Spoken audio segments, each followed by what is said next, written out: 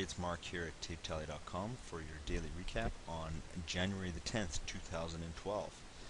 So we'll take a look at intraday action on the SPY spider, and we can see that we did gap up higher. I think it was up pretty decent. I think it was up over 1%, and then we just kind of went sideways. We did attempt to break here, but that kind of crapped out, and we ended up a little bit lower on the day, but up from yesterday's close.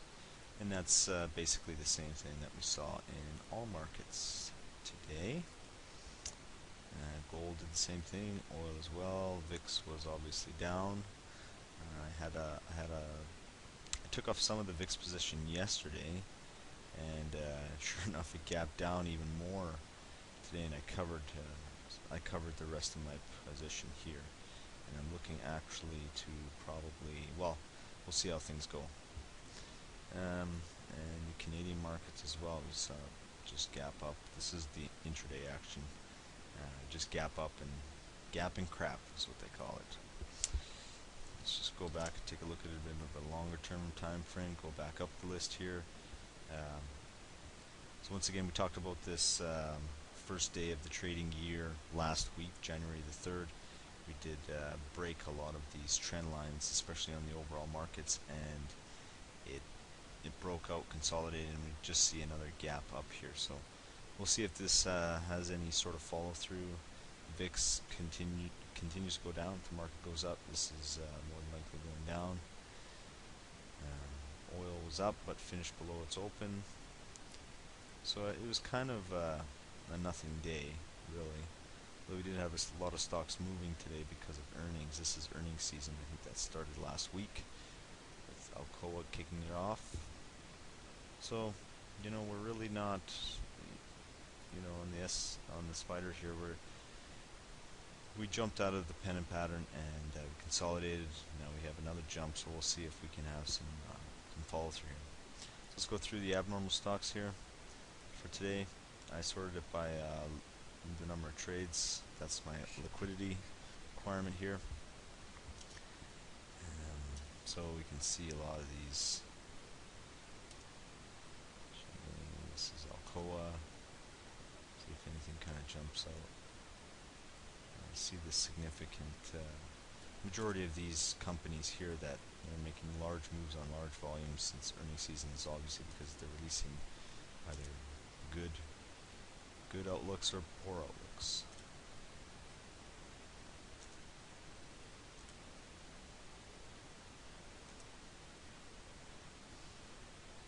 Stock.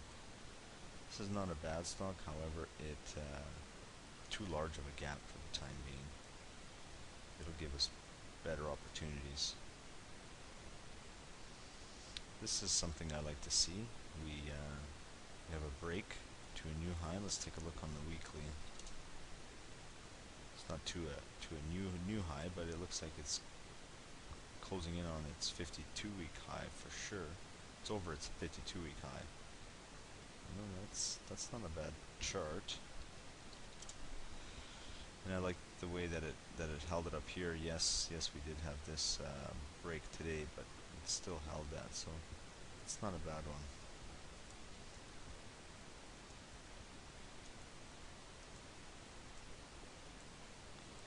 See a lot of range bound stocks here, right? And by range bound, I'm talking about, if we're looking at, stuck in this range here. Stock's not really moving. If you study a lot of the classical breakout strategies, not participating in the range bound action is a lot easier than trying to pick, trying to trade in between these bands up and down. So we'll just continue on here, going through these abnormal stocks. I'm not seeing anything that really sticks out yet.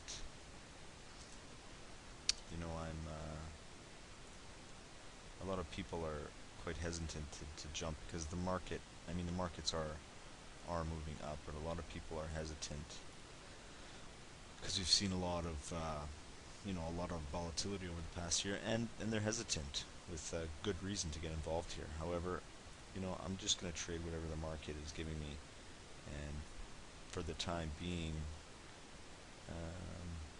we're just seeing a lot of range bound stocks. We're not seeing a lot of breakouts. This is not too bad.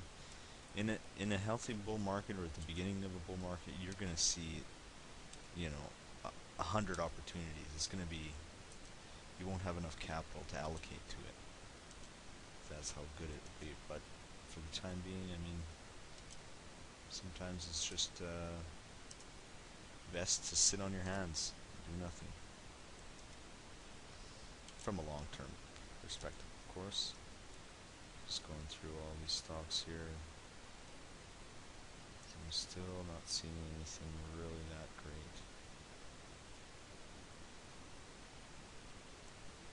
So typically when I see something on a shorter term time frame, I'll expand it to the longer term time frame, see how that looks. Back to Laboratory Corp. This one's sort of setting up. It's a kind of a wild stock, but if it breaks out, we'll catch it on the day. So I'll just continually running through these stocks, not seeing anything great.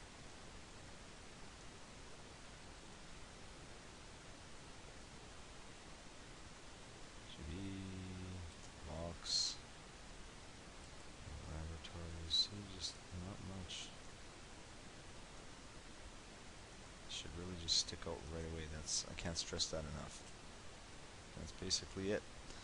So at the end of the day, we're still seeing range bound action. We did see some positive developments overall in the market, but we'll see how it follows through here in the days to come. Thanks a lot. Trade well.